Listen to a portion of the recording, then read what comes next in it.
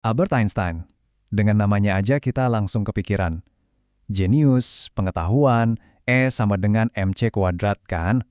Tapi gimana kalau saya bilang salah satu pernyataannya yang paling dalam justru kayak ngeremehin pengetahuan itu sendiri? Oke, ayo kita bedah bareng-bareng misteri ini. Nah, ini dia kutipannya. Diucapin pas wawancara tahun 1929. Imajinasi lebih penting daripada pengetahuan. Coba deh, renungin sebentar.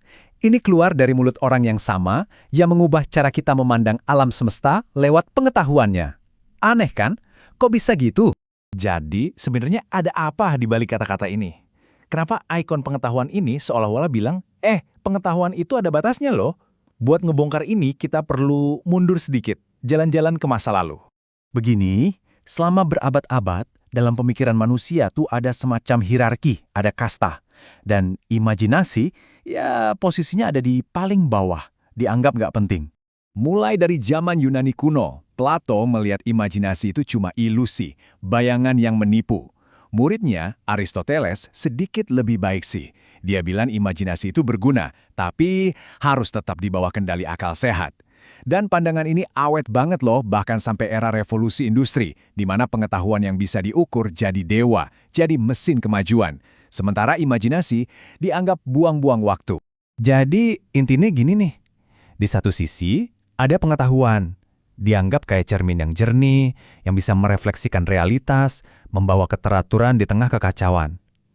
Di sisi lain, ada imajinasi, dianggap liar, nggak bisa dipercaya, bahkan berbahaya. Kayak percikan api yang bisa memicu pemberontakan melawan tatanan yang udah ada. Tapi, ya jelas nggak semua orang setuju kan? Pelan-pelan, sebuah revolusi dalam pemikiran mulai tumbuh. Ada yang mulai melihat imajinasi bukan sebagai kelemahan, tapi justru sebagai kekuatan terbesar manusia. Nah, disinilah ceritanya mulai berbalik. Para pemikir romantik, misalnya, mereka bilang imajinasi itu bukan sampah mental, tapi mesin kreativitas. Terus ada Kant yang bilang imajinasi itu jembatan super penting antara apa yang kita alami dan apa yang kita pikirkan. Nietzsche bahkan ngelihat imajinasi sebagai kekuatan buat nyiptain nilai-nilai baru pas nilai-nilai lama udah runtuh. Jadi, imajinasi bukan lagi musuh, tapi justru jadi alat buat menciptakan makna. Oke, sekarang kita balik lagi ke Einstein.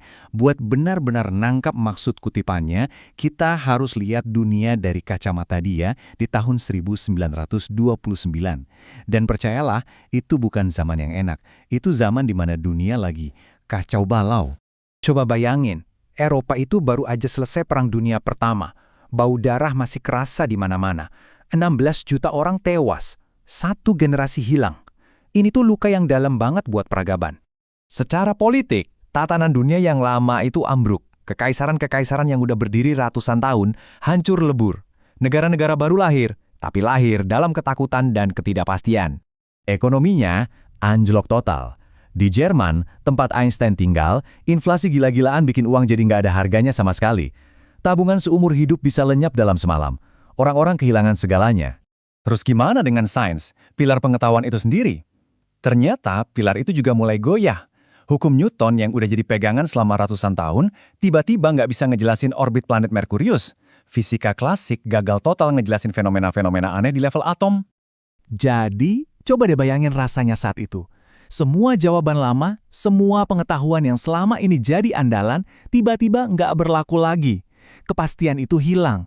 Yang ada cuma kekacauan, ketidakpastian, dan ketakutan. Nah, di tengah dunia yang gelap gulita inilah, Einstein mengucapkan kalimatnya. Jadi itu bukan sekedar komentar iseng. Itu adalah sebuah resep. Resep untuk dunia yang lagi kehilangan arah. Jawaban atas krisis di mana pengetahuan saja ternyata nggak cukup. Dan ini bukan cuma teori buat Einstein. Dia benar-benar ngelakuin apa yang dia omongin. Alat utamanya bukan laboratorium canggih, tapi pikirannya sendiri. Dia nyebutnya gedangkan eksperimen atau eksperimen pikiran. Buat dia, laboratorium terhebat di dunia itu ada di antara kedua telinga kita. Contoh paling terkenalnya ini nih. Dia ngebayangin sesuatu yang mustahil. Gimana ya rasanya naik di atas seberkas cahaya? Kalau kita bisa lakuin itu, cahayanya kan harusnya kelihatan diam dong. Tapi, hukum fisika bilang kecepatan cahaya itu konstan buat semua orang. Nah, paradoks inilah yang lahir murni dari imajinasi yang ngebawa dia ke tempat yang nggak bisa dijangkau sama pengetahuan saat itu. Dan dari situlah lahir teori relativitas khusus. Nah, ini nih cara keren buat ngejelasin kekuatan imajinasi untuk memahami hal yang nggak kelihatan. Bayangin ada makhluk yang hidup di dunia 2 dimensi, kayak di atas kertas gitu. Buat mereka, bola 3 dimensi itu cuma bakal kelihatan sebagai lingkaran yang bisa tiba-tiba muncul dan ngilang secara ajaib. Dengan cara yang sama, Einstein ngajak kita buat ngebayangin, gimana kalau dunia 3D kita ini sebenarnya cuma bayangan dari realitas 4 dimensi yang lebih tinggi. Ini lompatan imajinasi yang luar biasa. Oke, jadi apa artinya semua ini buat kita sekarang?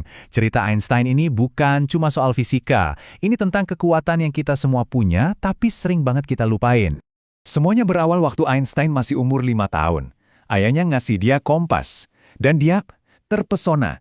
Dia nggak bisa lihat ada kekuatan apa yang narik jarum itu, tapi jarumnya tetap nunjuk ke utara. Rasa takjub sama sesuatu yang nggak kelihatan inilah yang jadi bahan bakar rasa ingin tahunya seumur hidup.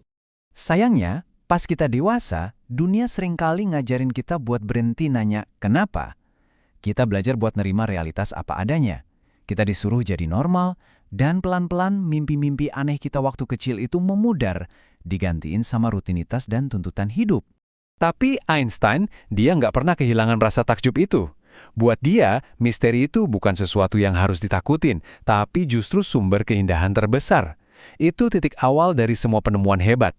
Bisa merasa takjub, bisa berdiri dengan kagum di hadapan sesuatu yang kita nggak tahu, itulah menurut Einstein arti sesungguhnya dari hidup. Jadi, ini pertanyaan terakhir buat Anda. Di dunia yang selalu nuntut kepastian dan jawaban instan, pengetahuan itu jelas penting. Tapi seperti yang Einstein tunjukin, pengetahuan cuma bisa ngebawa kita sampai titik tertentu. Lompatan besar berikutnya, baik buat diri kita sendiri atau buat dunia, mungkin banget berawal dari keberanian buat ngebayangin sesuatu yang sekarang ini kelihatannya mustahil. Jadi, hal mustahil apa yang akan Anda bayangkan hari ini?